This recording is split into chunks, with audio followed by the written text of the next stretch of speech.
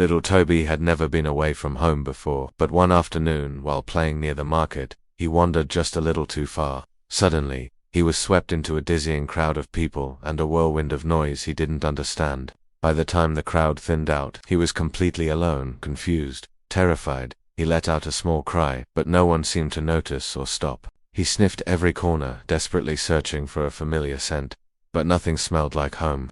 The world felt huge and scary, but as you know, puppies don't give up that easily. He closed his eyes and tried to remember. He pictured the smell of his owner's clothes, the comforting warmth of his little bed, and the creaking sound of the front gate when it opened just for him. So, he decided to follow his heart. He walked and walked until his tiny legs shook with exhaustion.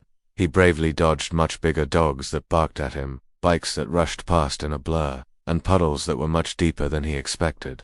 At one point, utterly spent, he hid under a park bench, too tired to move another inch.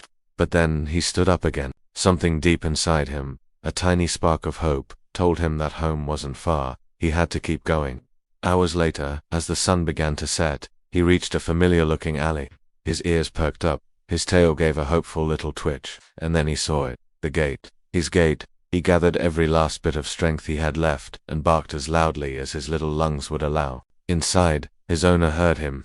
The door flew open, and they ran out, falling to their knees and scooping him up into a tight, warm hug. "Oh Toby, you found your way back." The little puppy licked their face, non-stop. It was his way of saying he'd never let go again. You see, courage isn't about being big or strong. Sometimes, it's just a tiny heart that refuses to give up, finding its way home. Thanks for listening.